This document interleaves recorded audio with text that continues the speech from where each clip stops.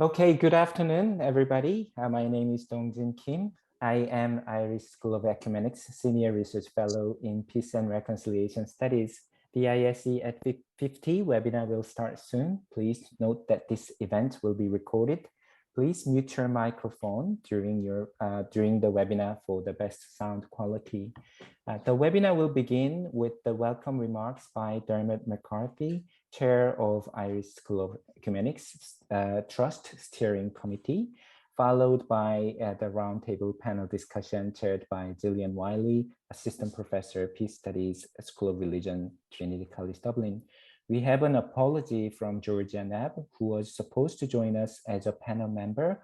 However, she is not able to join us at this time because of a personal situation. She wishes us all the best with this webinar.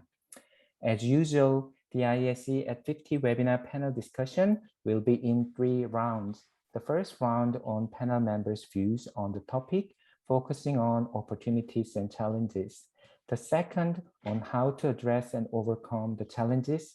And finally, on open discussion, where we invite the audience to utilize the chat function to raise comments and questions.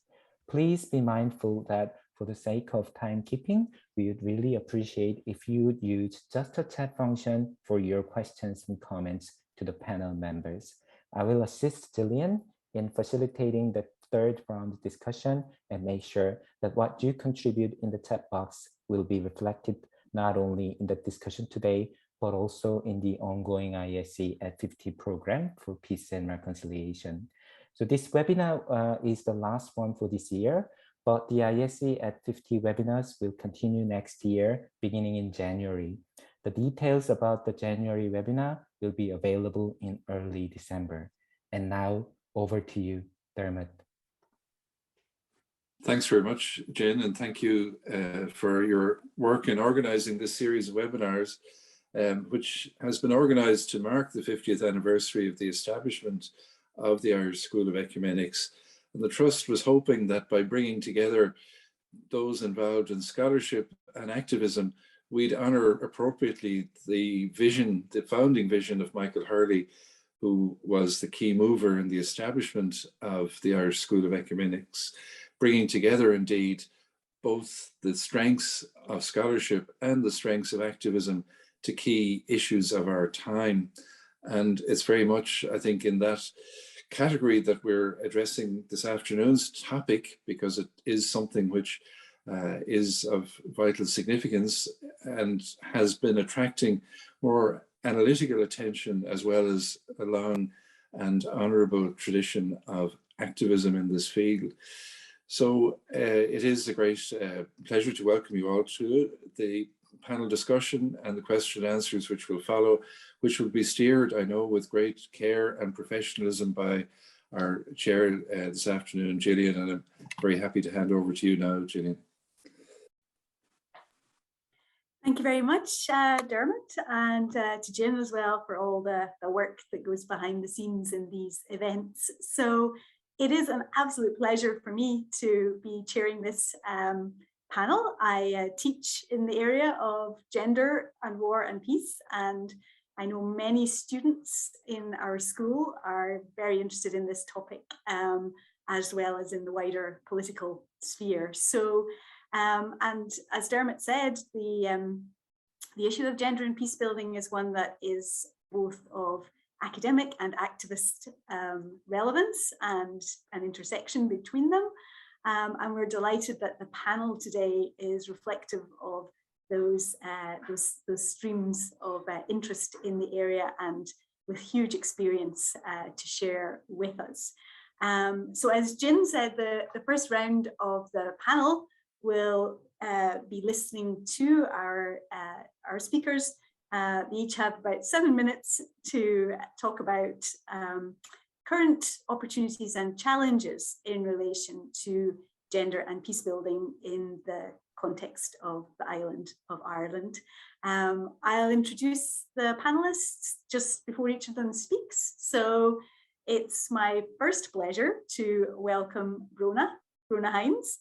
Brona is the Senior Associate with Democracy which she founded in 2000 to empower women in politics and peace building. She was a co-founder of the Northern Ireland Women's Coalition and participated in the Good Friday Agreement negotiations for the Women's Coalition, and was Deputy Chief Commissioner of the Equality Commission in Northern Ireland. She is the co-author of reviews of the National Action Plan on Women, Peace and Security in Ireland, and has been involved in creating strategic guidance and toolkits around women, peace and security, and a facilitator of informal task force on women, peace and security at the European level as well. So a person of immense experience in this area, and we're really looking forward to your views, Brona, on the current opportunities and challenges when we think about gender and peace building. Over to you. Thank you very much, Gillian. I'm delighted to be here and to continue this collaboration with the Irish School of Ecumenics over the years. I'm going to start with the challenges because I like to actually end with some of the opportunities. But I think we should see ourselves within the context of the main peace challenges in Northern Ireland. I'm going to name a number of those. I'm trying to keep my eye on the time here as well. Of course, I have to start with Brexit, with those who continue to support Brexit, continuing to foment political division and polarisation and to undermine the agreement. Indeed, far too much airtime is given to naysayers. I'm going to name them because I think we need to start being explicit now. We're almost 25 years on, like TUV MLA Jim Allister, Jim Wells, and the unelected Jeremy Bryson, who are constantly on the airways fomenting misinformation and poor messaging against all the good work on the other side you can balance up that's going on in terms of peace building and in communities. We see the DUP threatening legal action, loyalists withdrawing support for the Good Friday Agreement, and the British government taking unilateral action to undermine the protocol. Their inflexibility over Brexit continues their game plan to divide North and South, and really it should be the rest of us kicking up a fuss over everything that has been done to destroy our fruitful relations with the EU, undermine the Good Friday Agreement, and bring down all these difficulties on all of us, when the majority of us wanted to remain in the EU and are happier to have the protocol than nothing at all, and to go on with our work in terms of building peace. Second challenge, devolution. Is devolution under threat? To maximise its capacity to be as large a country as it can be outside the EU, the UK needs to undermine Scottish independence efforts, for example, and rein in devolved nations. This is combined with a fairly explicit now UK government agenda on branding the union across the UK. So with the UK outside the EU, the British government intends to increase its weight through greater centralisation. So for example, replacing the EU funding is going to be centrally controlled and not devolved to the administrations the way it currently is now. And there's a proposal to have greater use of flags and emblems in the devolved nations. I say with an eye to Scotland and Wales, but you can imagine what the fallout of that is going to be on the peace process in Northern Ireland. We're in danger of being drowned under the weight of this. Democracy under threat with weak and threatened democratic institutions. First of all, in almost 25 years, we still have the weakness of governance, which is particularly partisan in Northern Ireland. We have made some movements. I don't want to say the peace process has failed. It hasn't. It's very successful as peace processes go. We are building governance, but really the time has come to call it out and to talk about patronage of funding on either side and partisan steps in governance, as opposed to we all must be raising our voice to that challenge in terms of governing for the whole community in Northern Ireland to demonstrate that we have good governance. But then we have the threat to the democratic edifice, with political extremists building momentum to try to put the DUP under pressure not to accept the role of the Deputy First Minister in next year's election if it brings a change to them being the largest party. And we also know that very polarised politics often leads to smaller parties, like the Women's Coalition was in a very contested election many years ago, being squeezed out, and also leads to less women in politics. And we need to be concerned about that. On the ground, we have to be concerned about paramilitarism and community-based women's groups. The careful and delicately balanced compromises which sought to reconcile a whole range of complex issues, having regard to the contested perspectives of two main communities of nationalism and unionism in the agreement, is being undermined. This impacts severely on us all, but especially on women in local communities and areas where paramilitaries still rule. As work by the Community Foundation for Northern Ireland and the Women's Resource and Development Agency, in which I was involved, recorded with over 1,000 women in Northern Ireland and the southern border counties. While some paramilitaries have moved on, others hark back to their so-called glory days and seduce young men into seeing them as heroes. Too much attention and funding is given to these undeserving gatekeepers in local communities under the rubric of sustaining peace, instead of investing in women's groups who seek to stop sexual abuse of young women and abuse of young people generally, and to bring positive representation and change. We also know that poverty and conflict are related, and the increased poverty in Northern Ireland due to the squeeze on benefits and increase in living costs that we see coming down the line, partly because of COVID, but partly because of Brexit, could actually add to that instability. Then, of course, we have the lack of recognition and priority given to women and key issues for women and women's rights. I could list things like no gender equality strategy, only coming down the line now, and women are concerned about what's in that gender equality strategy, women's reproductive rights, exclusion of the women's sector at first from the COVID emergency and recovery planning, etc., etc. Then we can talk about the insufficient representation of women in the Dáil, less than 25%, in the Assembly, 35%, and in local councils, 21% in the Republic, 26% in Northern Ireland, both below the European average of 33%. Not to talk about the contested conflict agenda around rights and equality, and the loss of the European Union framework in which the Good Friday Agreement was framed in terms of protecting rights and equality and the universality of that, and particularly our hope for further developing women's rights. Of course, around the opportunities, there are opportunities in the protocol. Stakeholders in Northern Ireland, despite the naysayers, welcome the protocol as better than having nothing to replace our full membership of the EU. And businesses are actually beginning to benefit from that. We have an opportunity to begin to speak out and exercise our will against hard Brexit and in favour of continuing building stronger North-South relations. And I think we have an opportunity here to build and enhance women's entrepreneurship and opportunities on this island, and to encourage maximum collaboration between, for example, women in business in Northern Ireland and similar organisations in the South.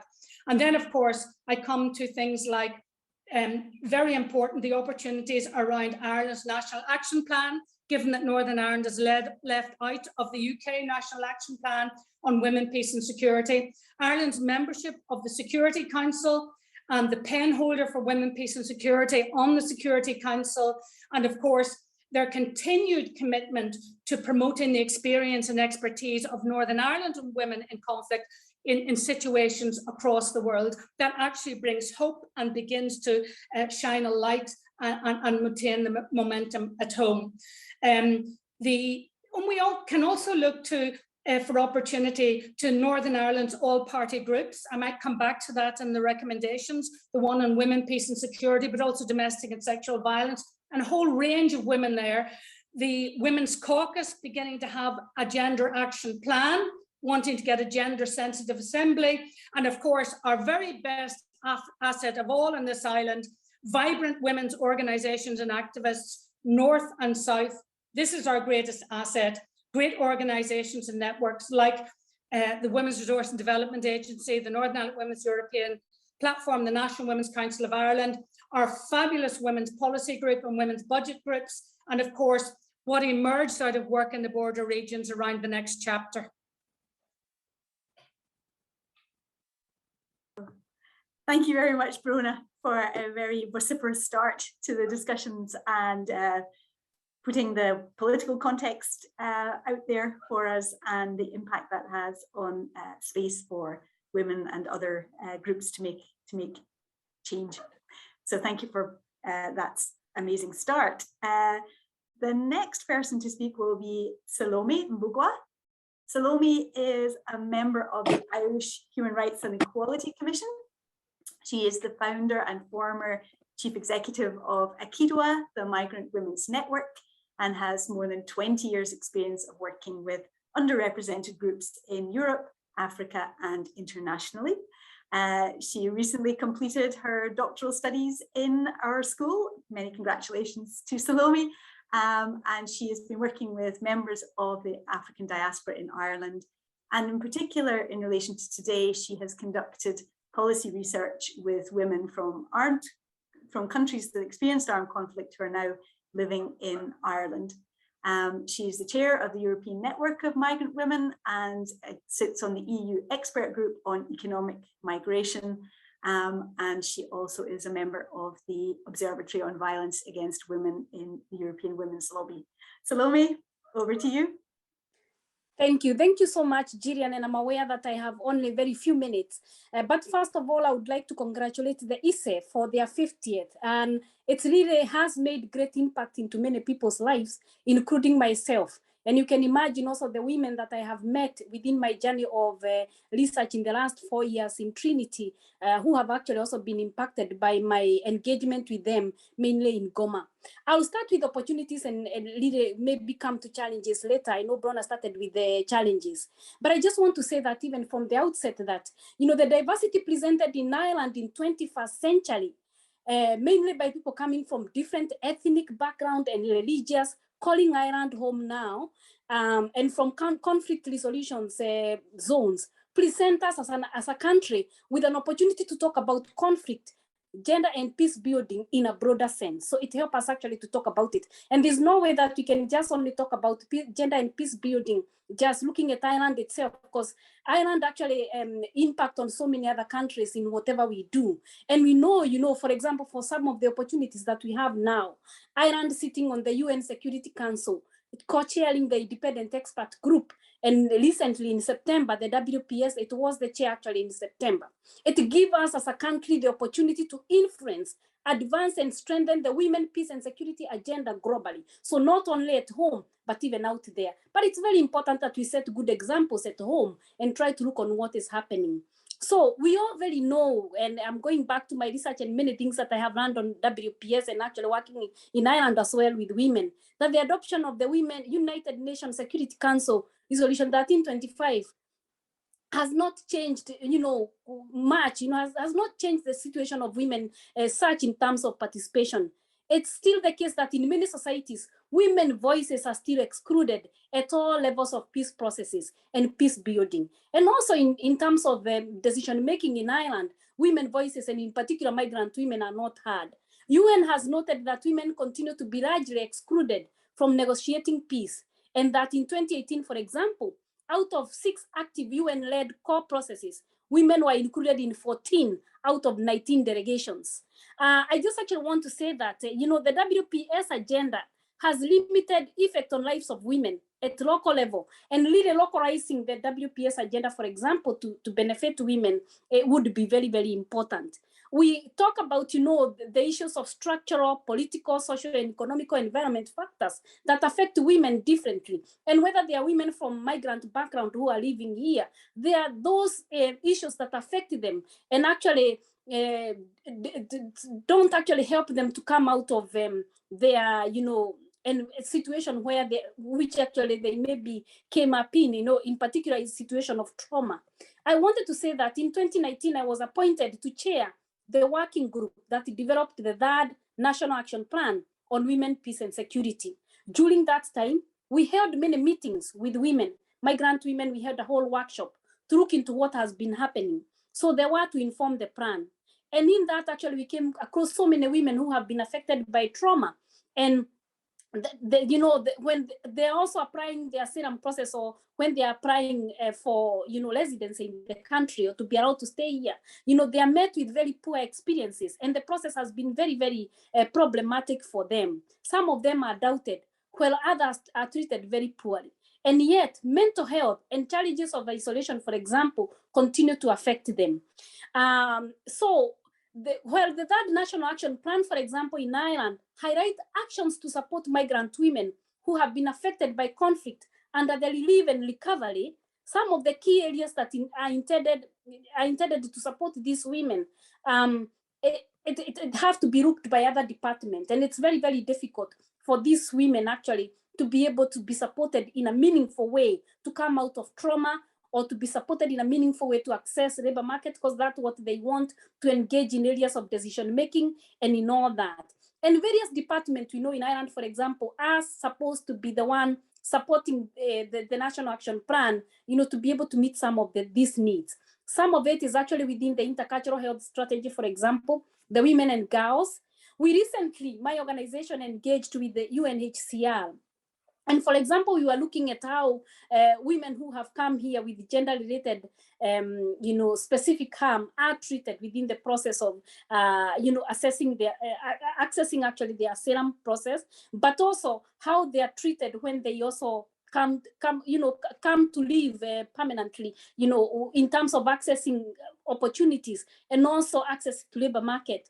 So in implementation of the WPS agenda, needed to support women refugees, especially who have ended up here, in a very meaningful way. And we really need to make sure that these women are supported to access the labor market, which help them to be able to fit into the society. It's actually also address their trauma. They are also encouraged to engage in civic engagement, in decision making, and to support them to come out of what they have gone through. We also know that, based on our work, that it's very, very difficult to support these women meaningfully, because there's no what you're calling culturally competent services. And yet when they go looking for these services, they're met with a lot of blockages. So when we have actually a national action plan which shows that we should support these women, in reality and on the ground, they are still not supported in a meaningful way. And I'll come actually maybe later to talk about what can be done. Thank you. Thank you very much, Salome. That's a really important intervention about the presence and participation of women who are in Ireland as refugees. Really sorry, but there's a building site outside, and I thought it would get quiet at 5:30. They've started pile driving, so I might have to move my computer, but I'll introduce Niall, and then I will find a quieter place. So the third speaker is Niall Gilmartin, lecturer in sociology at the School of Applied Social and Policy Sciences in Ulster University. Niall was a Government of Ireland postdoctoral fellow and a lecturer in sociology here in Trinity. He received his PhD from Maynooth, and his doctoral research explored the perspectives of post-conflict perspectives of female combatants within the IRA over the course of the peace process. His research covers gender and armed conflict, gender, peace and security, feminist theory, Northern Irish society, refugee studies and forced displacement. He investigated forced displacement during Northern Ireland's conflict. And he has published on all of these things. So Niall, we're absolutely delighted to have your perspective on this, and I hand over to you now. Thank you very much, Gillian, and thank you for inviting me to participate here this evening in this discussion. I mean, I think I'll start with the challenges, if that's okay, and maybe on the positives.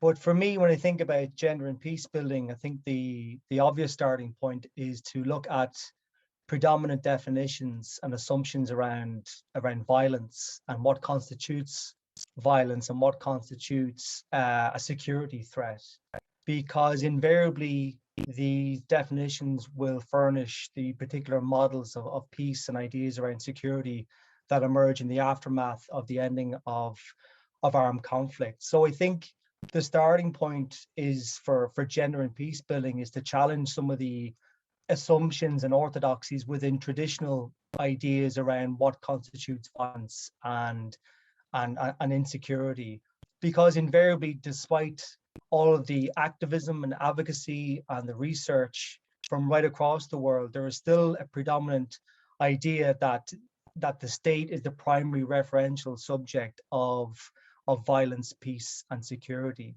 And so when we think about certainly gender and peace building, it is subversive by its very nature, that it's challenging the boundaries of what is considered to be the references of peace and security. And so often we kind of get these kind of conventional ideas that less armed violence or de-escalation maybe of armed violence signifies the presence maybe of peace, along with structures of governance and of the economy.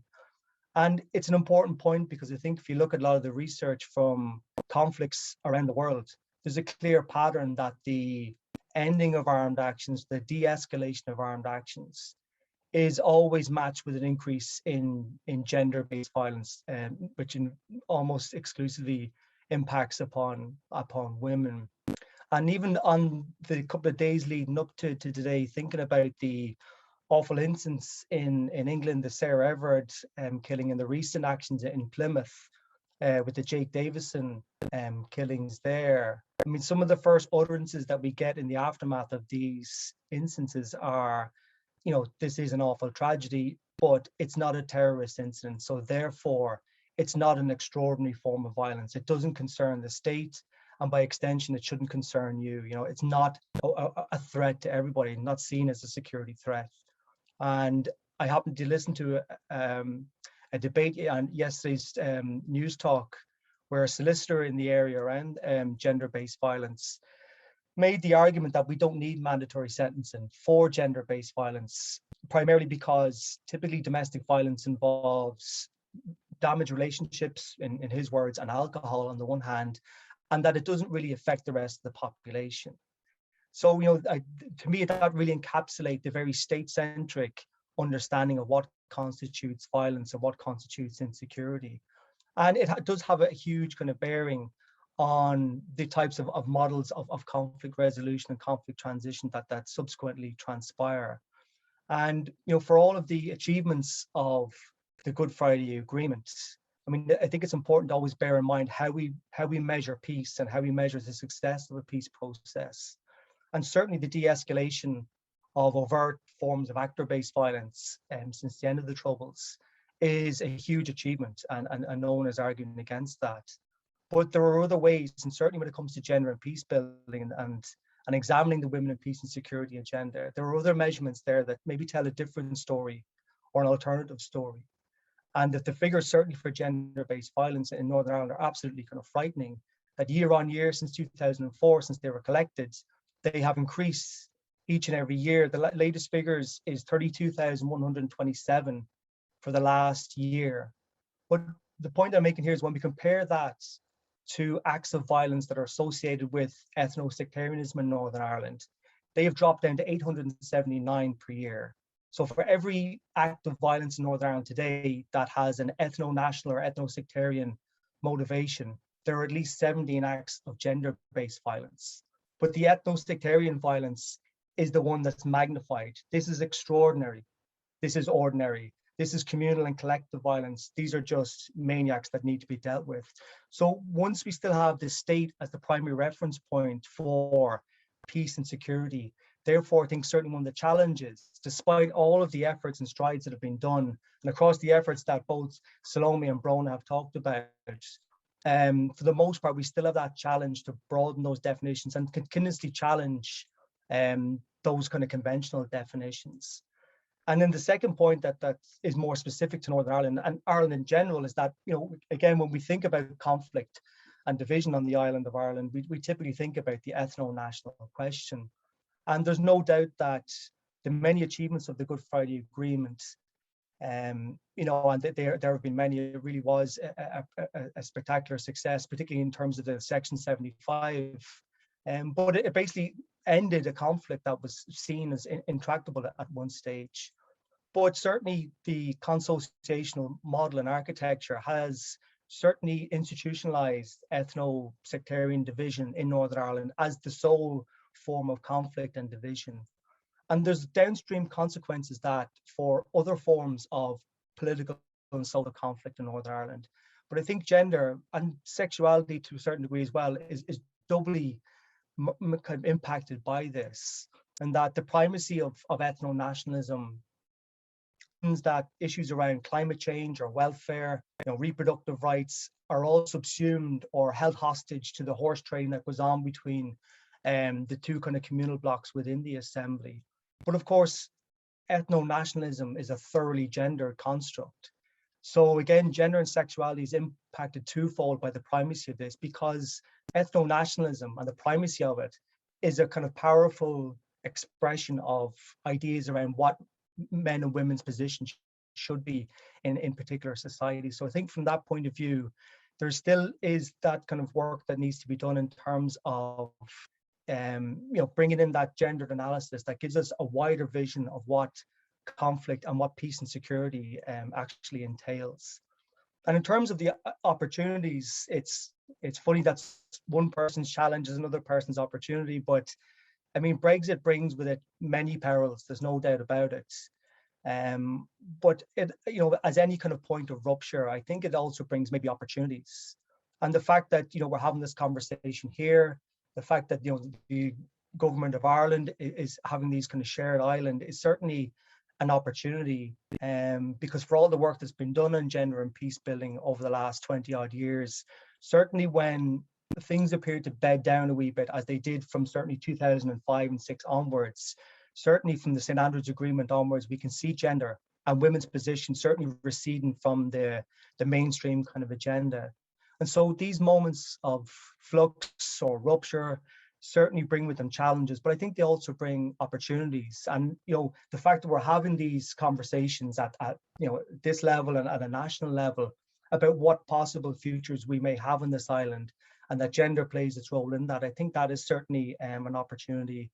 And then just finally, for now to wrap up, I think when we look, I mean, Bona's also talked about many of the great kind of strides that have been made forward, as has done Salome. But if you look at the marriage equality referendum, the repeal, seismic change can happen. But I think more than anything else, there's certainly evidence of a generation or generations that are not sated by the traditional party political system on both sides of the island and have a really progressive outlook.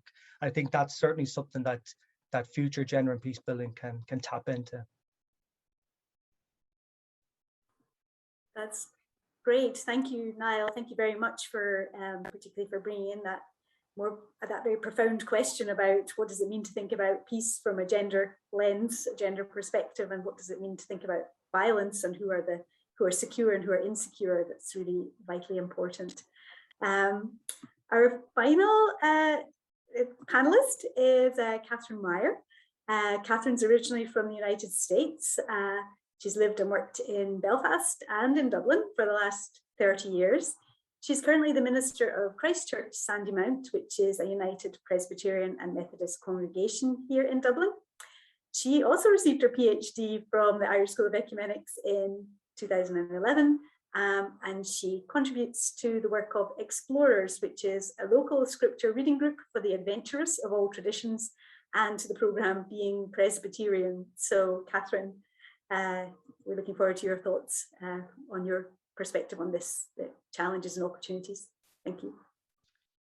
Thank you very much, Gillian, for your welcome, and thank you to everyone for your participation so far and the insights that you've offered.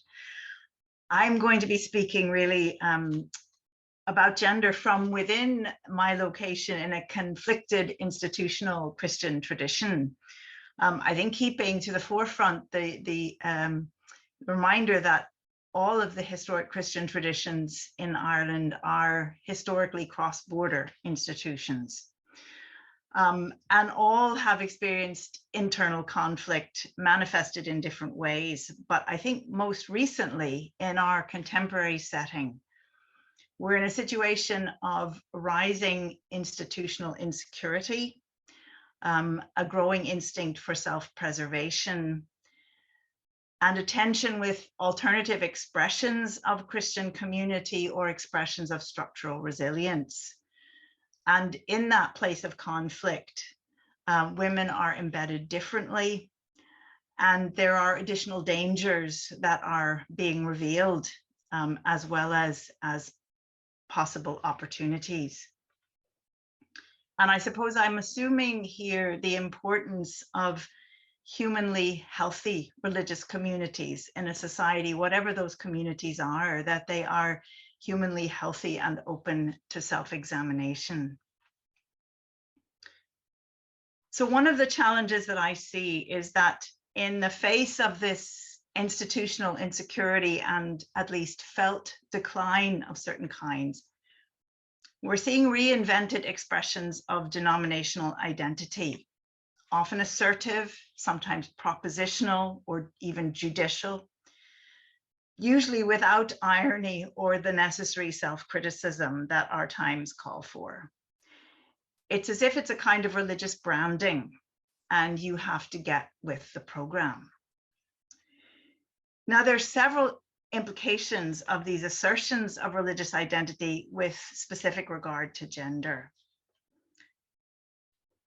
These kinds of assertions are, I think, inherently resistant to the kinds of relationships that we've talked about in these webinars earlier that enable real conversation and invite people into mutual transformation. Instead, relationships here become primarily forms of institutional monitoring. And the result is that the conversations we often most need to have regarding gender, misogyny, wider interfaith or interreligious engagements, for example, are likely to be effectively blocked. And then also blocked, of course, are conversations regarding who will participate with an institutional mandate in any conversations we do have. And it's unlikely to be the women with challenging voices, and it's unlikely to be the people who fail to embrace the brand wholeheartedly.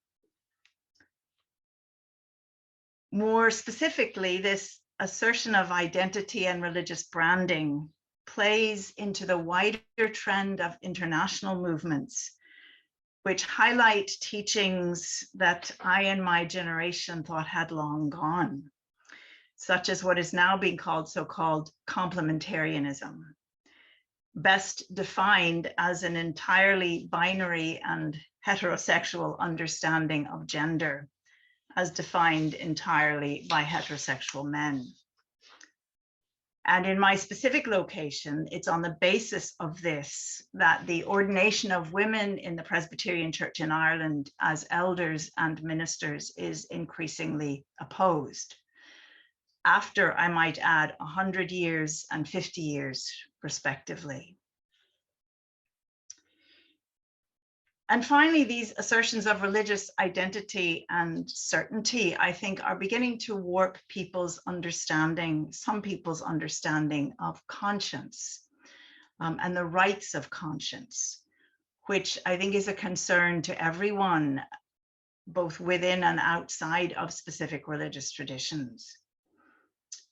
An act of conscience is increasingly becoming defined really as the assertion of a right that I claim, if necessary, at the expense of others, instead of being a public act of love of neighbor for which I'm willing to bear a cost. So in other words, I expect you to bear the cost of my conscience. So for example, if I don't believe that women should be ordained, then I have the right not to facilitate your ordination. I may talk to you about this, but only with my, or perhaps my church's, fixed understanding as an agreed starting point.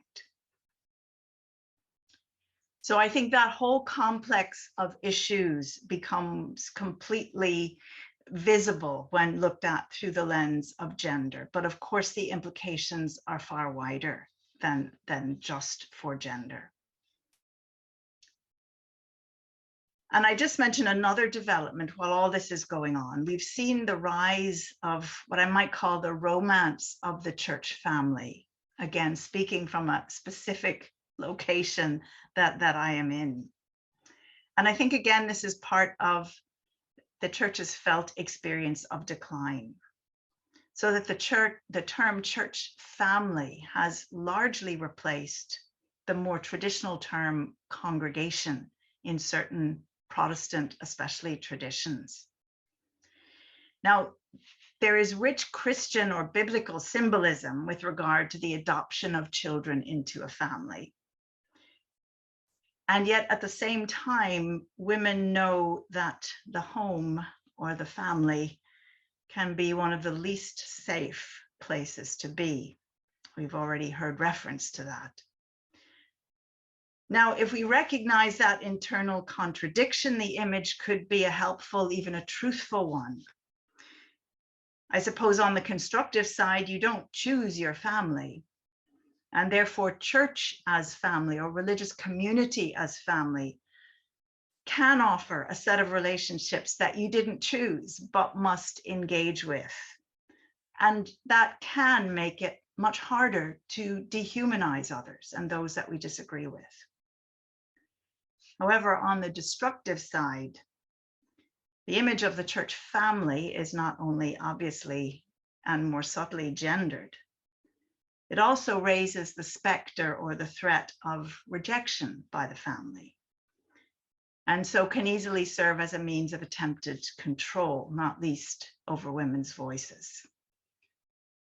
So I think a focus on gender in this context does ask us the extent to which the institutions to which we belong, including the religious communities, participate in a kind of coercive romanticism, of a kind that we have discussed before on these webinars.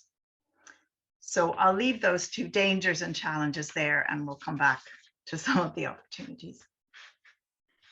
Thank you very much, Catherine, for those profound insights from your lived experience and understanding of the religious institutions, and bringing up themes again about the squeezing of space for voice and issues of violence understood in the interstices of everyday life and not just in the political realm. So thank you all for that first round of very profound and challenging ideas, which brings us to the overcoming the challenges, the second round of the discussion. So I'm really excited to hear what is going to be said. Verona, we're back to you for another 7 minutes on overcoming the challenges that you have identified and others on the panel too. Okay, thank you. Managed to unmute myself this time. Okay, I'll go through quickly a number of ones that I identified with all the issues that were raised by other contributors. Okay, it's essential that the Irish government and British government not only remain fully engaged, but also to continue to make a point of engaging women from all backgrounds and expertise at every opportunity and at all levels. It is equally important that Ireland continues to engage the EU in supporting the peace process, and particularly supporting women in Northern Ireland, as well as providing a channel for Northern Ireland into the EU and beyond. That's really, really important. We do not want to lose the solidarity of the EU and of our women's civil society and the European Women's Lobby. That's been a really important part of the development of rights, women's rights in Northern Ireland. Secondly, given that Northern Ireland is not included in the UK National Action Plan on Women, Peace and Security, and that presents, therefore we don't have an opportunity to mirror the Good Friday Agreement with a women, peace and security, north-south and east-west lens, which women in Northern Ireland were actually trying to reach out and do over many, many years. We should instead engage to develop a Northern Ireland Women, Peace and Security Action Plan to parallel that in the south, and work collaboratively on that. There was some reception of that idea when Debbie Donnelly and myself did Women, Peace and Security Toolkit, but I think we really need to focus on taking that forward. And again, I want explicitly to say, do not deal with paramilitary gatekeepers, but seek out women representatives in local communities who are not getting through. There has been too much in the past of people going and seeing the big men, and actually women were getting squashed. 3, Ireland has been very good in promoting international representation of women and of prioritizing women, peace and security, not just at strategic level, but actually investing in grassroots groups and civil society in conflicts throughout the world. I've been interested in how we can explore developing greater North-South engagement on the UN agenda, because it's actually quite difficult to engage in that in the UK, though we do try from the Northern Ireland perspective, but I think we could develop more North-South than that. And I've always been interested in this specific idea. Looking at the CEDAW reporting in Ireland and on the UK, they happen on different cycles in different years. Wouldn't it be interesting if we could align those? So we had the UK report on progress on CEDAW and Ireland's report on progress on CEDAW in the same cycle. And I think that would create a greater framework for women North and South and a greater interest among other women North and South on that international framework of agenda, and help us to elevate out of a kind of a identity politics approach to rights and equality to the more international framework. I think that would be good, along with developing common cause on the SDGs. I was very struck by a proposal that in one of the Shared Island dialogues organised by the Department of Foreign Affairs, where Deirdre Garvey, who's Chief Executive of The Wheel, and Seamus McAlevey of NICFA, their sister organisations, and they've developed a North-South and East-West agenda, as women in Ireland have done. But she specifically identified some things to do going forward. She talked about identifying and showcasing activity North and South and across the border in terms of civil society, amplifying it by telling people about it, about talking about the lessons, about sharing lessons about all of those. And thirdly, incentivize collaboration. Now, I'm saying that women's organizations are always the least funded and get the least attention. And they needed dedicated funding streams to foster greater collaboration. We have had some collaboration, but it's not been a priority in underfunded women's organizations who've had to focus on other issues for women North and South. So we need to develop that more. We need ongoing attention to applying women, peace and security, specifically in rural areas and along the border, North and South. I was very struck about the pain that was felt and the exclusion that was felt in the southern border regions when I was running the project for the Northern Ireland Assembly under peace funding of 10 chapters of women across Northern Ireland and in the southern border counties. A very real passion to ensure that we don't have that border again and the impact that that had on women in border areas. And the new round of EU peace funding. I remember writing the first element in the first ever common chapter, North and South. I won't go back to the ages of history when that was done, setting up in a civil servant's office because they'd forgotten about the civil society element. They invited me up to quietly write in what we wanted for civil society in that. And now it's resurrecting again in the way that I had identified then, but was never done.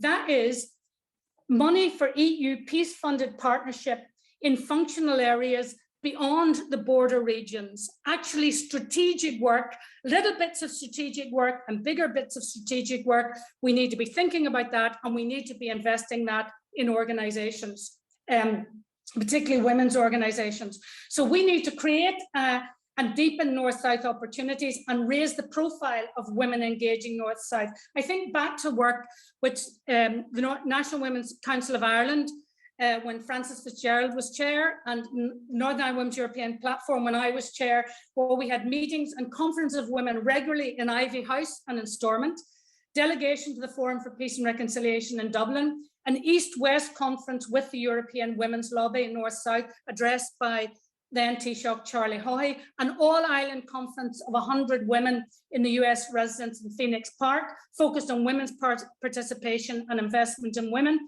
And I'm just looking, National Women's Council of Ireland and Women's Resource and Development Agency and the Northern Ireland Women's European Platform, with their outworkings in policy groups and budget groups, really need investment to do that work, along with organisations like Glencree. But women that are steeped in the women's sector need to be given incentives to actually develop that North-South collaboration. And I could talk about areas, focused areas like gender budgeting, what Niall mentioned, in domestic violence against women, et cetera, and then campaign, just finally, I could go on about lots on that, but campaign for change. It's not, I mean, you know it, the areas that the Women's Coalition focused in the agreement are the areas that have received less attention, and women are talking about it and not being heard. The Civic Forum to include more voices, the issue about victims and legacy of the past, the Bill of Rights and the Single Equality Act, reclaiming the universality of rights. And this is what I think we should empower women, because one of the things that built that dynamic that the Women's Coalition did was stepping out and challenging the language, the behaviour, the antisocial political behaviour that was going on, and we got noticed. And women can do that, and in local communities, even under threat from paramilitaries, if we can actually invest in women and support it on a continuous basis to do that and change the culture and the approach that we have, transformation. Thank you so much, Brona, for a very stalwart political agenda that you've set out for us, and look forward to hearing people's responses. In fact, we have first response in the chat, and I'd just like to take this opportunity to encourage other people to put questions or thoughts into the chat so that Jin and I will pick them up for the third round, which is where the panel will be discussing with everyone else on the Zoom call. Avila, thank you for your first comment, and other people feel free to follow, and we will keep an eye on them. Okay, Salome, you are up again. Thank you. So I said at the beginning when I started, I spoke of the opportunities that Ireland have because of the demographics that now we have in Ireland, and having people from different all walks of life and continents in a country like Ireland give us an opportunity to be able to address these issues. So what I want actually to link this up with is so many women still in Ireland, and men and the society, because when we talk about gender, we talk about men and women as well, do not know about the issues of conflict and war. They just hear when things are happening, for example, in Afghanistan and other places. So they need to be awareness, and they need to be actually a lot of shared information about gender and peace building broadly. So we need the media to be able to communicate about what is happening, whether it's in the north and the south, but really to be able to speak about gender and peace building, and not only ourselves, people from the Northern Ireland and migrant women and people who are just interested in this field talking about it. So we should actually be able to open more for people to have this debate and these discussions, and that also link it to linking them the international tools that we have, the Sustainable Development Goals, Brona mentioned them, because quite often the Sustainable Development Goals are always seen like things which are very far. Yeah, they are for the developing world. They are where there are problems, but being able to link all these together, and also at the same time, using CEDAW, for example, to help women who are experiencing violence and gender-based violence, and also the Istanbul Convention, that we still need Ireland to be able to implement the Istanbul Convention so that they can be able to support women and people who are actually affected by sexual and gender-based violence. But really going back to some of the key challenges and overcoming them, one of the most important things that should be done out there is providing that meaningful support, for example, to people who are coming into this country who have had trauma, or they're experiencing trauma, or who are really struggling to fit into the society. And this is actually by looking into the structural changes. We need structural changes. That's what I want to say. In terms of the policies that we have in place, the guidelines, and the leader need to collect the data to tell us on what is happening on the ground. And for example, how many women from conflict affected countries do we have? But how many women also from migrant community are in levels of decision making, or they are participating in employment? So we really need these structural changes, and also challenging things like systemic discrimination that need to be challenged. And also the state and the government need to have that political will and commitment to be able actually to support these people in a meaningful way. Because if there are people who have experienced trauma, we have brought them into the country as refugees or program refugees, they should be supported to become part and parcel of the society, and to be able to function just like any other person, rather than being isolated in all corners. We also have to be able to address gender power relations. And actually, Catherine also mentioned, even within the church and everywhere else where it happens. In my research, again, in Goma, the whole issue of gender power relations came quite a lot, but people don't want to address these issues. They don't want to talk about them. We have to talk about, these issues, and, the male dominance, and all these issues, and also looking into the commitment to the gender equality. The whole agenda of gender equality is very important, and actually bringing men along to understand about the inequality and injustice that continue to exist, and how women still are not engaged in levels of decision making, for example, in politics as well, because men are dominating and want to be in everything and in everywhere. Also, from a migrant perspective, and people who have experienced conflict and war, people need to be engaged and involved in a meaningful way. Again, I got that meaningful, because quite often people are used as token. And so one woman is used to show that, you have supported so many other women, or you are supporting people who are coming from this conflict situation. So we really need that lead engagement and involvement, whether it's in levels of decision making, whether it's in accessing labor market and all that. And also the importance of having culturally competency services. I cannot actually emphasize on this more, because most people have been affected by gender specific harm. But when they talk about it, or they shy to talk about it, and they talk about it very late, it's not understood, and they are taken for granted, and people don't understand them. We also have people with unconscious bias when they are trying to support women and people who have come from these conflict situations. So they are not able to give them meaningful support, or support that is needed for them in a meaningful way.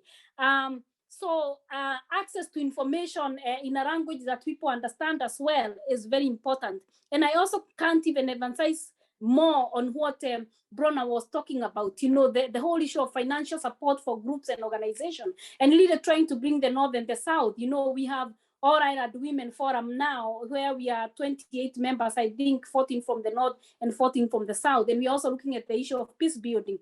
But you find that, most of these organizations are not well funded, or they're not funded at all. And very finally, I just want to say that, all of us are now talking about Afghanistan. We have these women here living with us in Ireland, and from others from other countries where they are affected. So Ireland has the potential, and I said at the beginning, they can actually help to influence things, and the whole world is looking at them. So they should ensure that the UN Security Council fulfill its obligation and develop a coherent strategy towards addressing the security and humanitarian situation of people in Afghanistan. That's all I can say for now. Thank you. Thank you very much, Salome, and an important reminder about the potential of the drawing on the experience of migrant women now living in Ireland as peace builders. So thank you for that.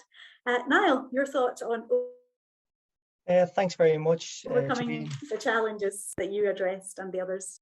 Yeah, so I mean, two things that I'm going to specifically talk about, and that's the importance of institutional approaches, and certainly having the presence and participation of women within institutional approaches.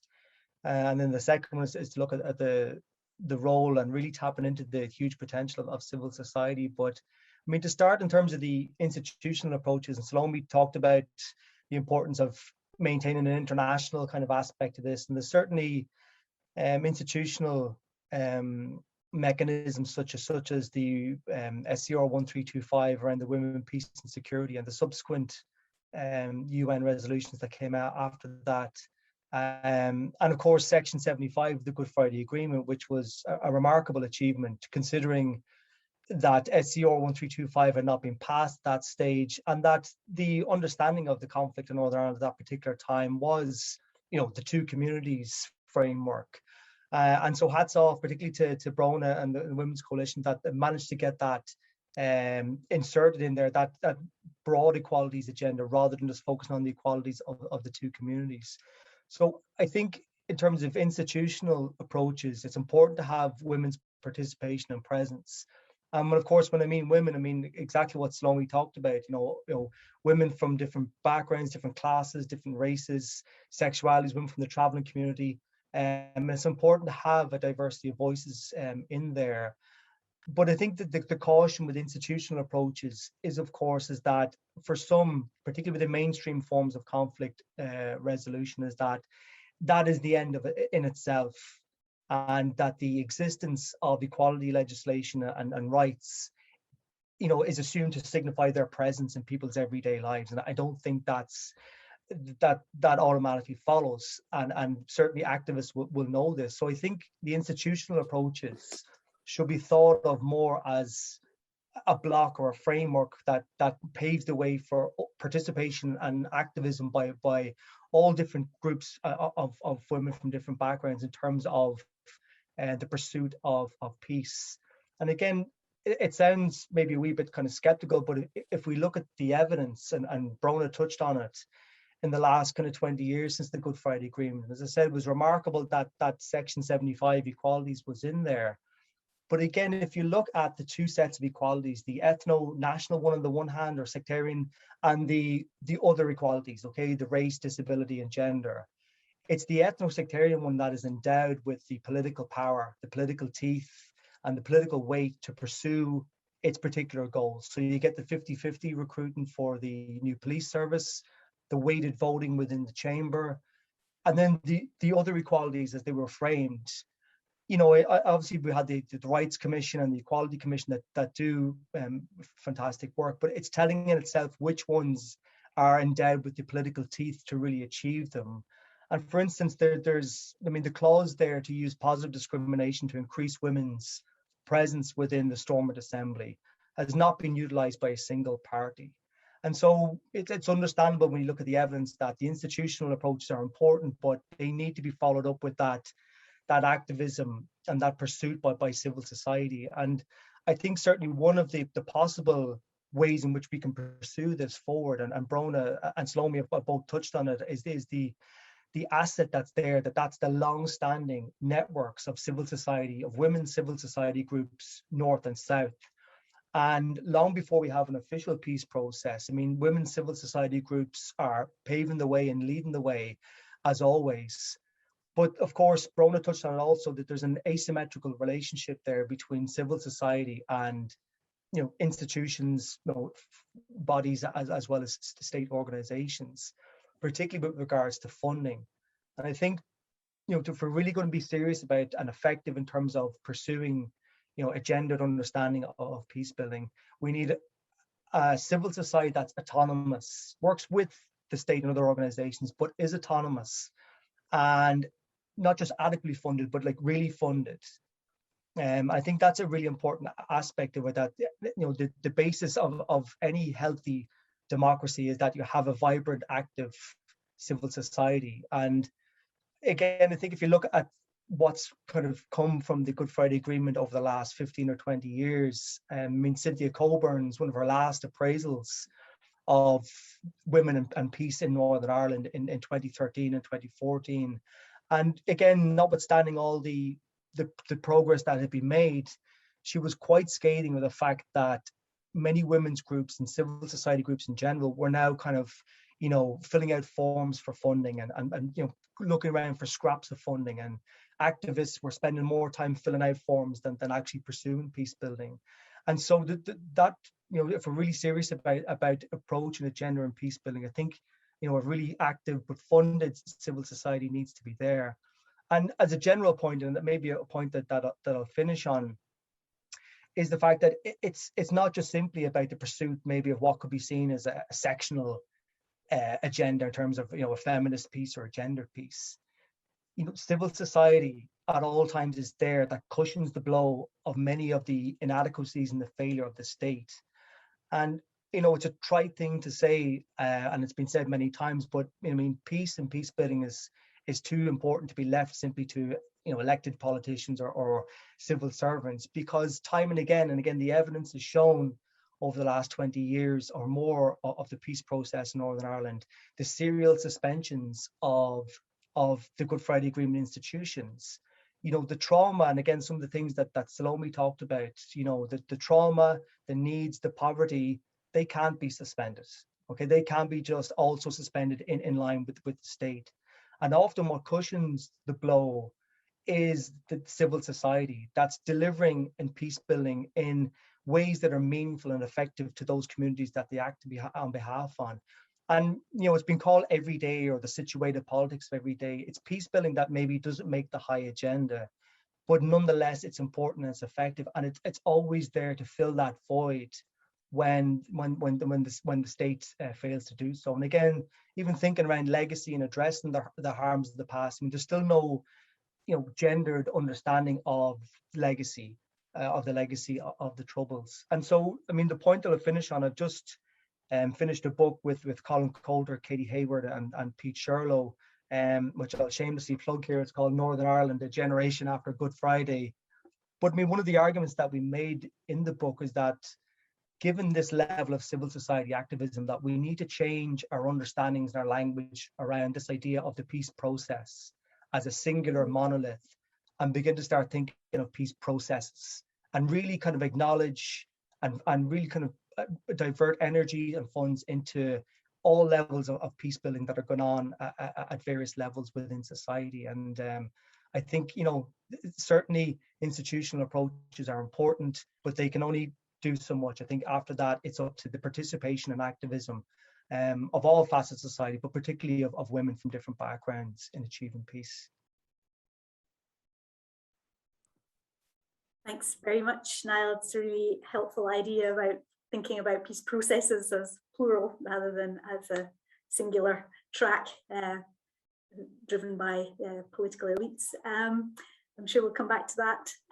Catherine, your final thoughts on overcoming the challenges? Okay, well, partly I just want to thank Niall as well for what you were just saying, because in part, one of the things that I would like to say is that there's a real ambivalence about institutions, and particularly religious institutions in the society in which we live at the moment. But I think there often is actually a very valuable place of engagement there for women. There are sets of relationships in place, and therefore, in a sense, already a structured path of engagement and influence that may be possible. At the same time, a way of actively refusing the kind of dehumanization that would exclude you from those kinds of structures. I think civil society and religious communities can be examples of, again, something that Niall was implying, that if they don't invite you in, you create the structures to be included. Gillian, in introducing me, made brief reference to a group called the Explorers, which has operated semi-independently, though not without considerable support from many of the churches, but giving a lot of people a second or third chance as adults to engage seriously as adults with the resources of their own traditions. And I think there is a kind of idolatry and a gatekeeping which has convinced too many people of different religious traditions that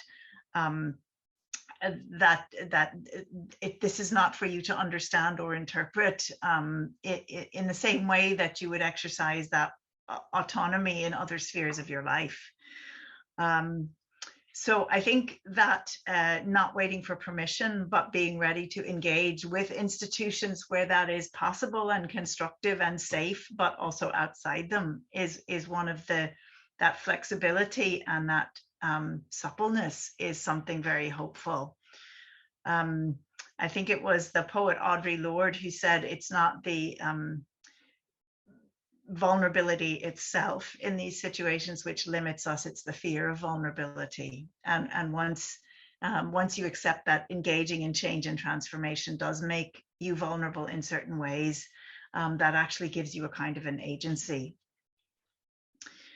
The second thing is just, I think, more widely, that people, whether they're inside or outside of religious communities themselves, I think if all of civil society expects a kind of maturity and demands a kind of maturity from those who are part of religious communities, that is a good thing, that you should use the resources and the heritage and the work that's being done in a contemporary setting with regard to your own tradition in a way that doesn't underestimate its imaginative resources.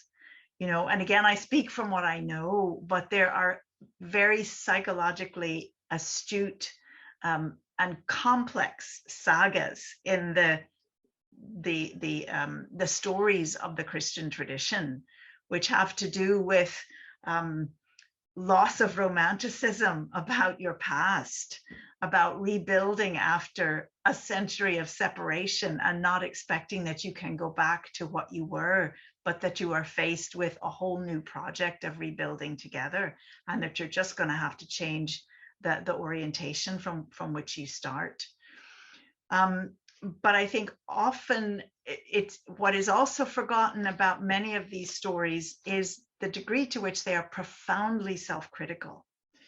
And because, again, speaking from my own context, because the Christian Bible is such a highly gendered document in many ways, that its setting and its language can be so patriarchal, we can so easily miss that it is intentionally, internally self-critical. And to learn how to see that and use that within our religious traditions, that whatever mechanism for self-criticism, for continuing to be challenged with what you need to learn afresh or with what you need to see more clearly, that is actually a benefit to the whole society and to the building of some kind of generous peace within it. So I think the last thing I want to say is just something that the poet Yvonne Boland said in another context with reference to poetry, but she was saying that talking about the authority of a poem and whether you hear a poem as an act of freedom or an act of power, is something being imposed on you, or are you being invited into something? And she says that it depends on the authority of the speaker, and that the authority of the speaker is dependent on whether the speaker's own voice is being put at the same risk as everyone else who hears. And I think that is the kind of stance that we need to aspire to as women in religious traditions, that we are putting ourselves at risk in a good way, for the sake of the tradition that we belong to, for the sake of the wider community that is hospitable to us and is our neighbor and our dialogue partner in so many ways. So I'll leave it there.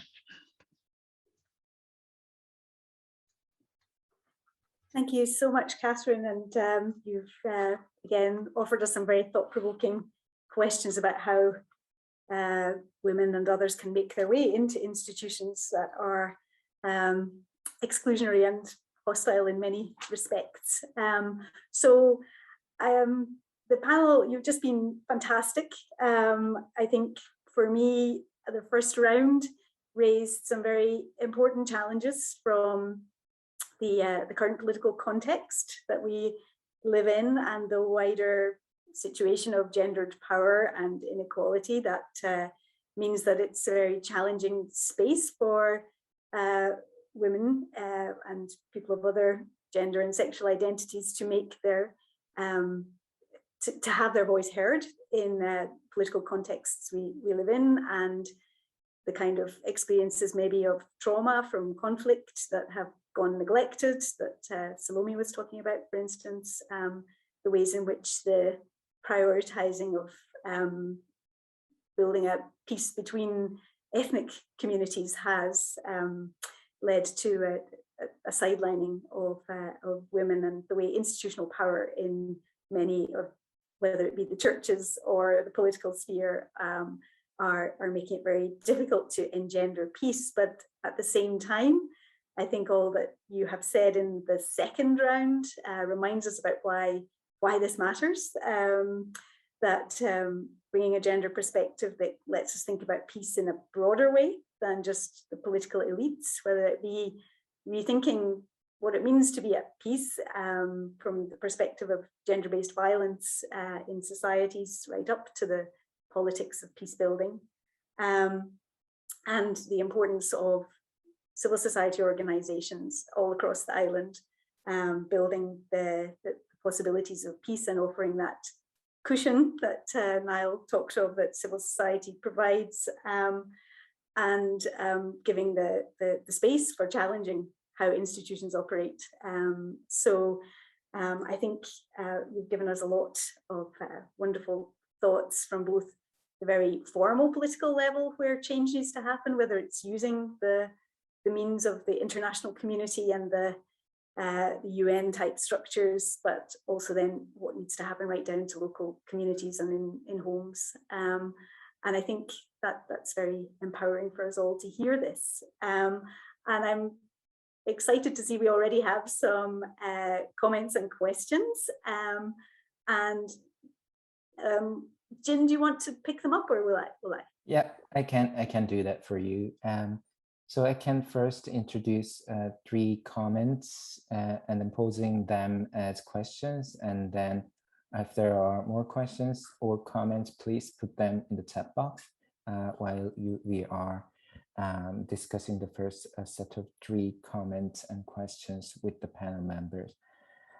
So the first comment was about the concern that many local women do not necessarily know about women, peace and security, with terminology sometimes being rather exclusionary. So how could we go back to bottom-up approaches and think about local authority-based work on women, peace and security action plans? And how could we promote an opportunity to put in ideas to the current National Women's Council of Ireland Women's Commission? And then the second comment was about the agreement about the need for a greater focus on women's group, not just in the border counties and Northern Ireland, but also the whole island. All of the island is critical to supporting women and look at gender-based violence and gender equality in the context of sectarian and other divisions. And so how could we promote the all-island approach in terms of dealing with the issue of women? And then there was a comment about the need for education. The patriarchal society operates out of hierarchical and dualistic frameworks that are divisive and marginalize women and those who don't fit or accept the patriarchal way of managing and explaining the world. So how could we promote education on ways out of patriarchy? So those are the 3 sets of comments and questions for now.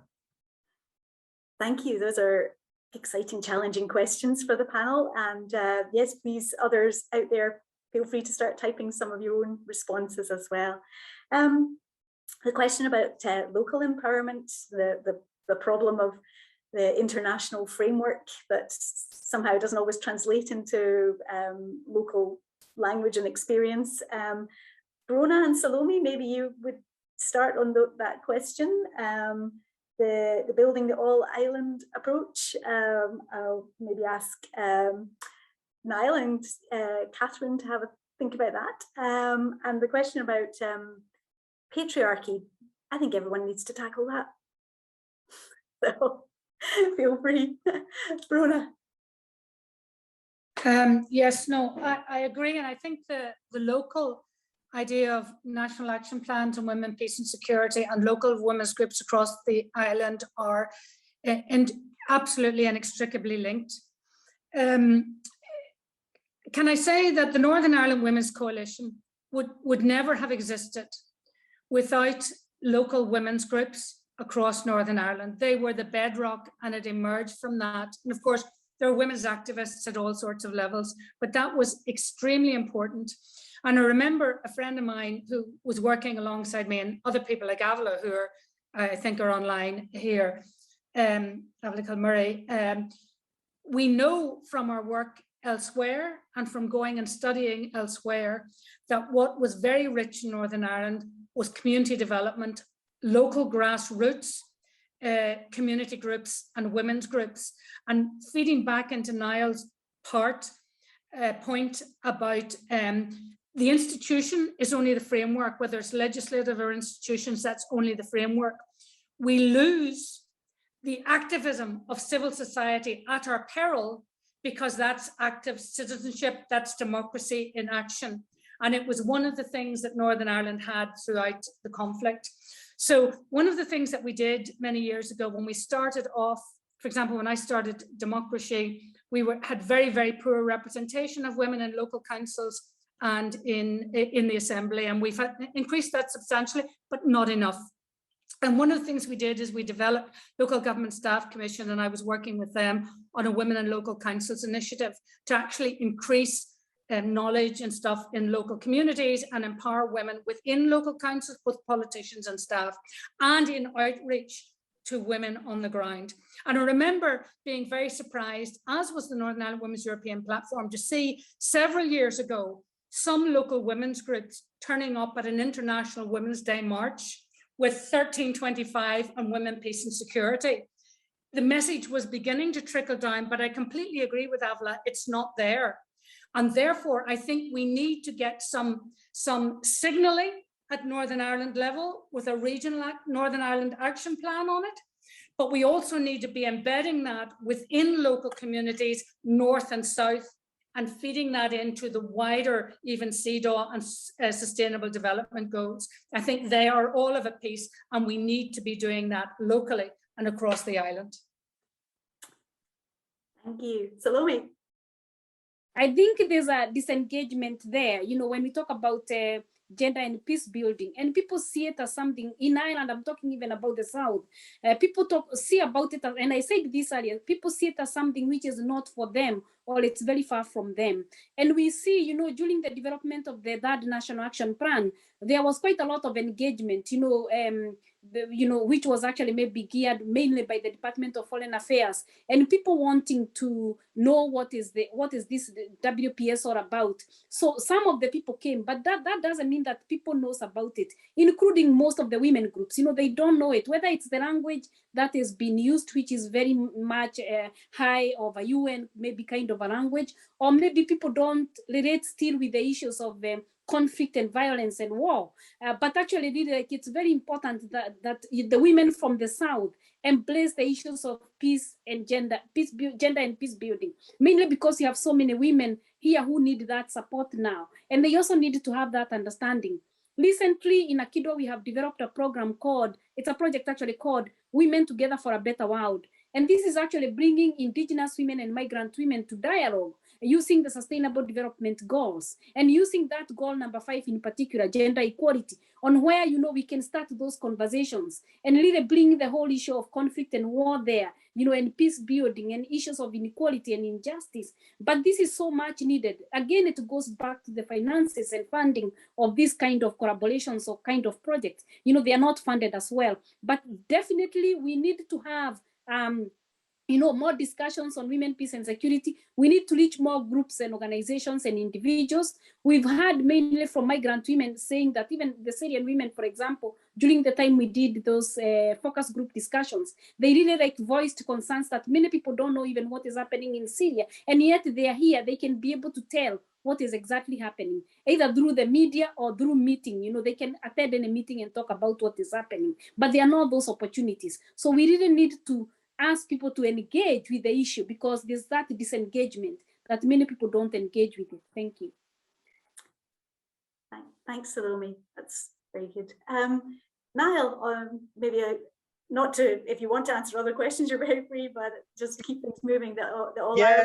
Yeah, no, they're really important, and I think the two questions around, you know, what peace building means to someone maybe in Waterford or Cork or Kerry is an important aspect, that we reach beyond the kind of what is assumed to be the boundaries of conflict.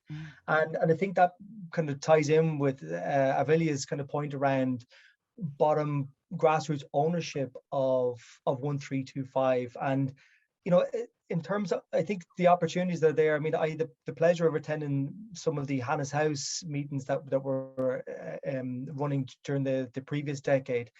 And I thought that, as a male outsider looking in, it certainly looked like it was certainly a way of taking ownership of not only its political effectiveness, but what it actually means and what it means to different groups and different women and different societies in all parts of the island. That all island approach, and I certainly think that felt at the time anyway that there was more ownership of it at that particular stage, not just this kind of high-end national action plan, which of course are important, but it certainly had that feel for it. And I think that ties into how we can extend peace building in an all-Ireland basis. And I think it goes back to my kind of initial point, is that, how do we define conflict and how do we define insecurity? And I think one of the great strengths that gender and peace building, and particularly feminist approaches to peace building, have is that it's a broader idea of what constitutes peace. And certainly,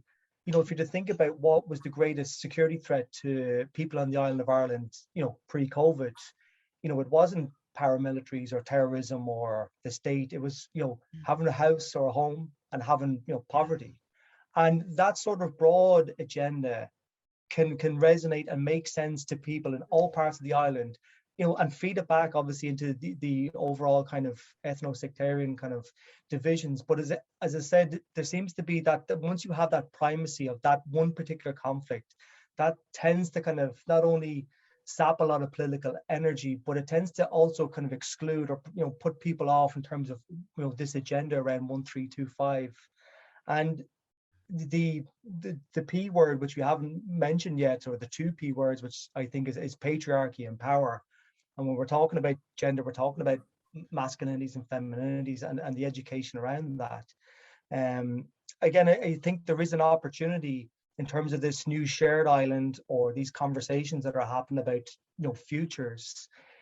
I think that word, that patriarchy, has to be in there, because for all of the so-called division between the two states on the island, what the two states have in common, or certainly one of their key features of common, was patriarchy and the subordination of women. I mean, the two states in this island were essentially twin brothers, that kept women, or many women, in particular subordinate places.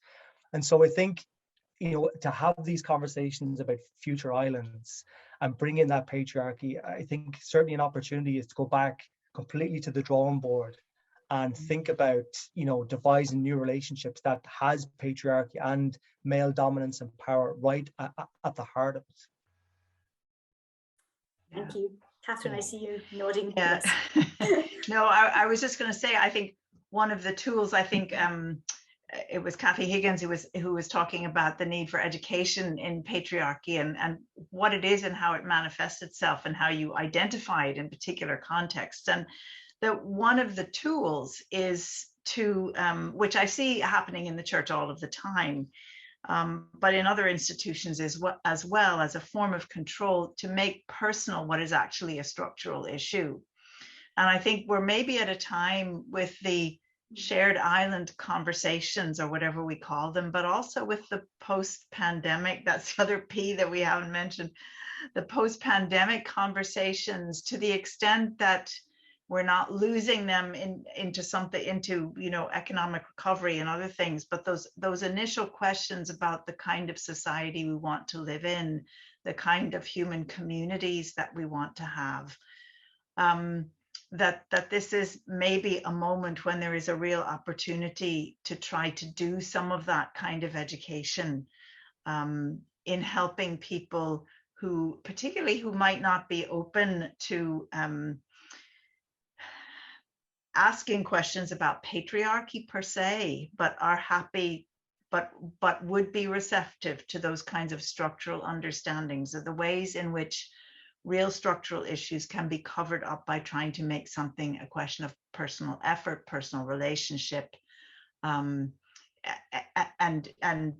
make it the responsibility of individuals rather than a shared responsibility for all of us. Thank you. Yeah, we're seeing, in following up, we're seeing comments in the chat that are also drawing attention to the structural inequalities that lead to exclusion from public life and politics and peace building. Bruna, she mentioned, Bruna, not Bruna Hines, there's another Bruna in the call. Bruna mentioned that the very base of everything is the question of women finding access to institutions and groups, and especially issues around childcare and double burdens that make it very hard for women to become involved and active. I think Pauline Marinin has also mentioned the ways in which the scrabble for funding, which you've all referred to, and is a way in which women in particular get marginalized from public life, their work not being funded and taken seriously. That means that it's very hard to protect women and she says here, to protect them from violence in their own lives as well. Jane, I hope you're keeping track. There's new messages flying in. I did see one question. Maybe I'll take this one and you can take them. You can maybe summarize some of the other ones.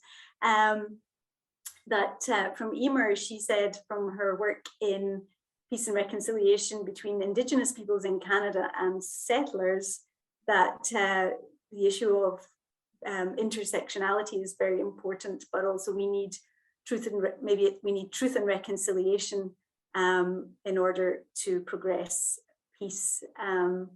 Maybe recognizing the complicated relationships. So there'll be complex relations between women who are settlers and women who are Indigenous in Canada. We can't, maybe I'm over-interpreting Emer's question, she can tell me, but maybe have we talked too much this afternoon about women as if they're a homogenous group, when in fact women have very different, can have very different positionality in relation to ethnicity, history, migrant status, may have very different interests. Would anyone like to take up this idea that we need a more of a truth and reconciliation amongst us all before we progress? Niall? It's a really good point, and it's probably the white elephant that's in the room in the conversation. And it's exactly that, is that we're talking about really diverse women that are cross-cut with all these different social and political cleavages. And I mean, certainly, one person's source of security, such as the state, is another person's woman's source of insecurity. Capitalist economies are someone's source of security, and again, a source of insecurity. So I think it's important to say that peace, by its very essence, is contested, but even within that field of gender and peace building. But I mean, I think some of the problems around generalizations around women, peace and security and the 1325, and it's been tackled a wee bit. The logic behind it is that there are women who will see structures of imperialism that until they're removed, that there is no just peace, and structures of economic marginalization. And there are difficult, certainly, conversations to be had in there. And I mean, the one note that I had from early on in our conversation here was, I think, a challenge that hasn't been raised yet, is how you engage Republican and loyalist women to have this conversation about the shared island, because I mean, the former will see the shared island as a deliberate distraction from a united Ireland, and then the latter, of course, will see it as won't have anything to do with any process that is addition of their loyalist identity and conversation. And there are obviously points of commonality between Republican and loyalist women and all people from all different backgrounds, but I think it is important to not be afraid to have those difficult confrontations and conversations, to say, look, we've got different constitutional preferences, ethnic identities, cultural identities, and I think that's a really important point. And the examples from Canada and around the world is that it certainly is important to always foreground that that diversity and intersectionality between women rather than treating it as that homogenous group. Yeah, absolutely. I'd be interested to know if anyone on the panel wants to come in on that question you just raised about how to engage people with such very different perspectives on the shared island, women with different perspectives than that in the politics of peace building around this concept of shared island. Rona, do you have any thoughts on that?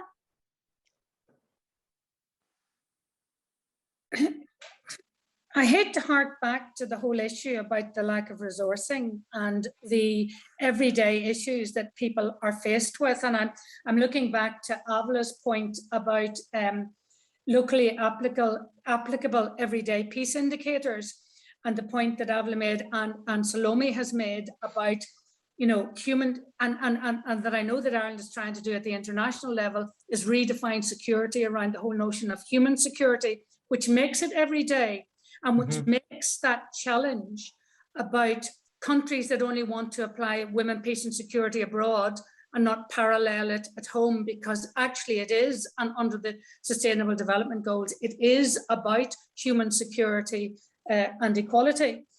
But one of the issues that I'm very struck with is during our difficult times, we had a lot more investment and organizations that were doing some of those difficult debates. You know, we're running into a time when people's life chances and quality of living after COVID and Brexit, and just talk about the £20 being removed and benefits in the north, actually the poverty is going to be enormous. And therefore women's groups and women's centres will, as usual, be lifting up the everyday needs.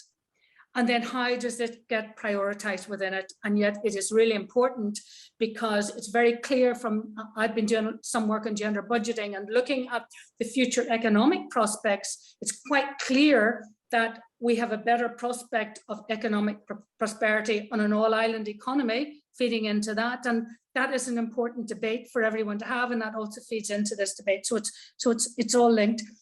But in those days, we had the Ulster People's College, we had the Workers' Education Association, we had democratic dialogue, we still have community dialogue, but with very little resources. But actually having the debates and women's organisations, some resources to have those debates, and there are some going on about what kind of future do we want to have. And it might be within a debate about the shared island, or they might be in the way that, for example, some women's organizations have them, is what are you looking forward to your future and what maps out better in terms of delivering that. But actually what we need more resources to be able to prioritize some of those discussions and debates, and not go into the usual groups that you put that money into, but actually with grassroots groups in the ground, because the organizations that were taking a leading role in that during the conflict are no longer around.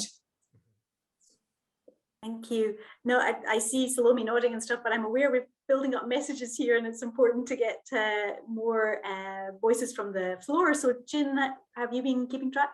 Yes, so I will introduce a few more in terms of how do we create space and voice for the issues that are in plain sight, but that are not recognized.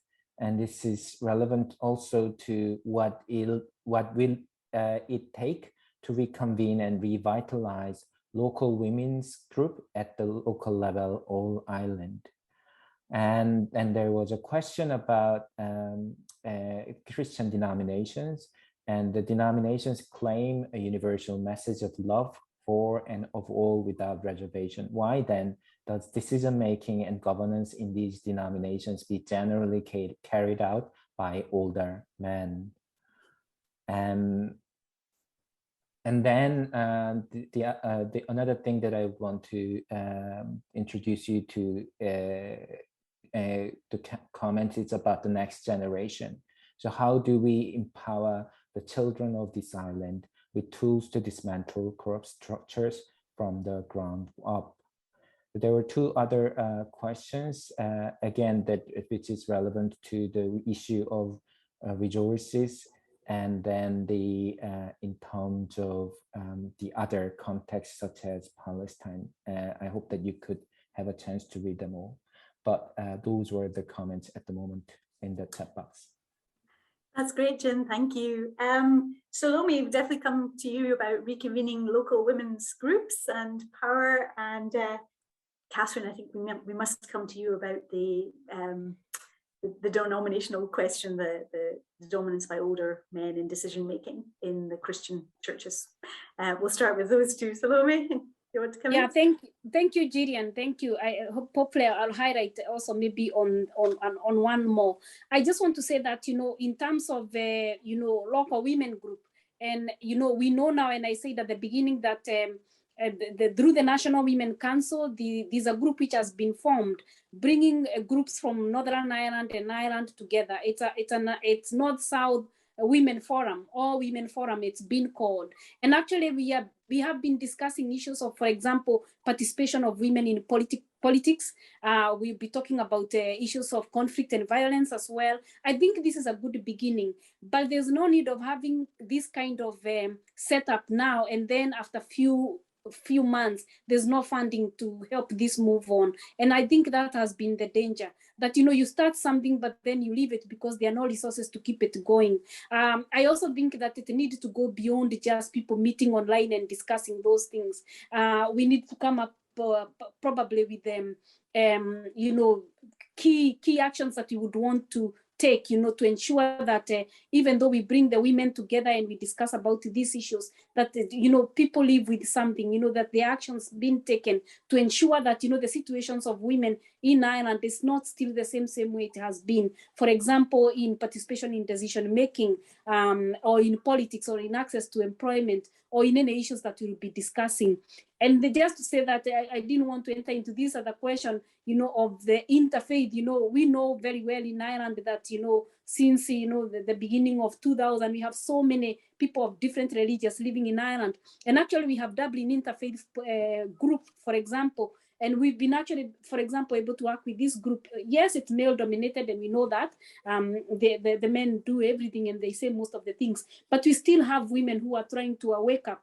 But also the need to understand that, it's important to engage these other people from these other interfaith groups, because they can also help in issues of solving conflict and all things like this. Also, for example, because we have different people from ethnic background who are living in Ireland, who actually were brought here because of conflict, but they come from, different groups which ended up fighting each other. So we need to work together to be able to ensure that, also these groups can play a role in peace building and addressing issues of gender and peace building in Ireland. Thanks, Salome. Catherine? Yeah, well, just to say, a church is a human institution along with being many other things. And I think that, it's very obvious that the structure, not only of the institutional church, but of the understanding of ministry in different traditions has been highly gendered. And as with some other professions that were once predominantly male, the whole structure of how you fulfill these roles or practice this skill or this calling, this task, have all been highly gendered. It has, to some extent, the ordination of women has called some of that into question, but not in sufficient numbers. Institutions are very slow to change, and the forces against change are enormous. I remember Shona Bell's words when she was rehearsing the evolution of Corey Mila's reconciliation work in one of the past webinars, and she said, those who oppose peace are fierce. And I think that is true. And as I was saying earlier, I think, there are times when you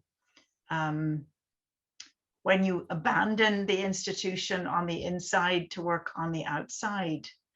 But there are times when the critical mass can be called upon within apparently recalcitrant church structures or other institutional structures.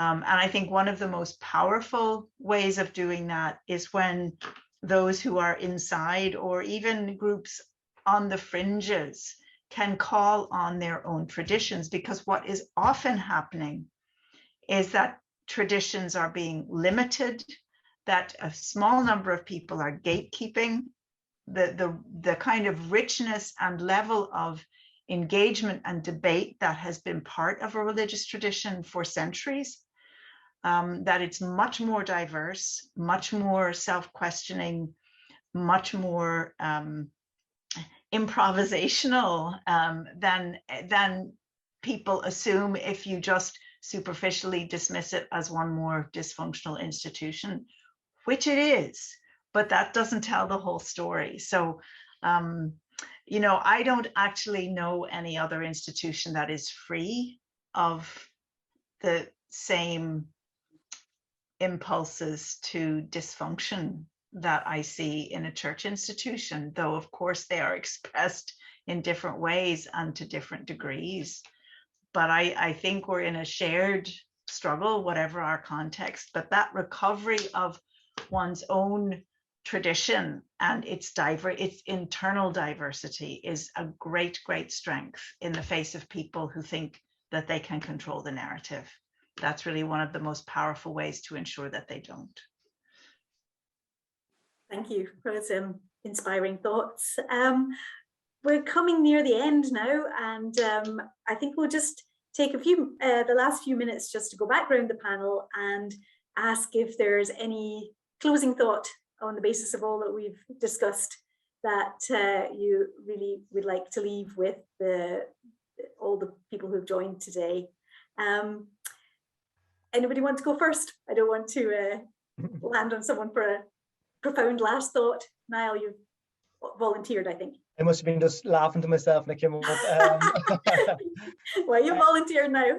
I suppose, like, you know, as with any issue, I mean, clearly challenges remain, but I think there's a lot of opportunities. I think there's a lot of hope. There's a lot of great work being done, and you know, there is change happening. I mean, anybody that kind of suggests that, you know, like, you know, in politics or in things like that, nothing ever changes. You know, clearly he's not paying enough attention, and certainly, you know, I think there's a lot of opportunities here, and I think two things maybe to finish on. First is, again, maybe something that we didn't touch on. That's the role maybe of men and masculinities in gender and peace building, and I think, you know, it might seem incongruous, but, you know, men have a stake in feminism, obviously not to any the same degree, but, you know, the deconstruction of patriarchy will also kind of benefit men, and I think men can be kind of allies in that approach to gender and peace building.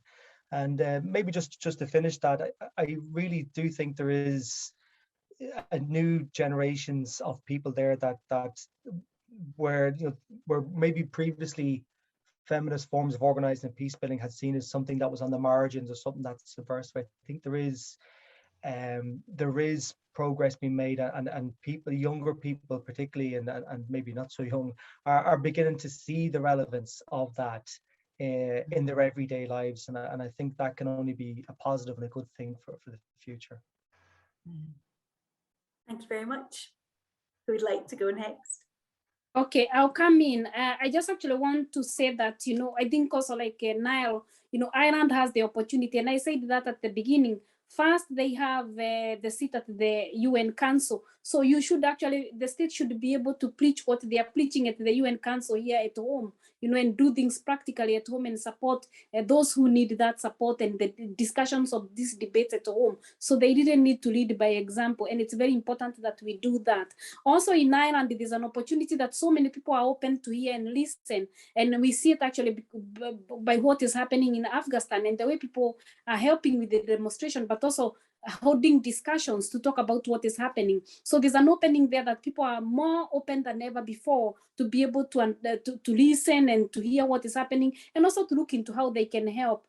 It's also timely because Ireland is also developing some plans. You know, we have the development of the third national action, third plan on violence against women. So this might help also to inform, and maybe the way it can be actually related to the women, peace and security as well, rather than seeing women, peace and security as something which is very separate. So linking this as well, all these kind of strategies that are being developed now, also women and girls will be developed soon, and also the migration of integration of migrant, you know, all these are strategies that are taking place now, and they can link everything that we are talking about. And then very finally, if anything is going to work, we really have to think of education and how we are going to talk about gender and peace building at education level, but not only at formal structures education, it also can be informal education and in any opportunity that we get to talk about these issues. Thank you. Thank you, Salome. Catherine or Bruna? Yeah, I would just add, I think that to make sure that the work that we do is intergenerational, that I think that that's really important, and that you see every kind of decade that different understandings of certain feminism or patriarchy or the stories that people tell, they change, and there's so much additional perspective to be gained if we engage with greater depth, maybe with the voices in the generation that's coming after us or the generation that has gone before us. Because I think,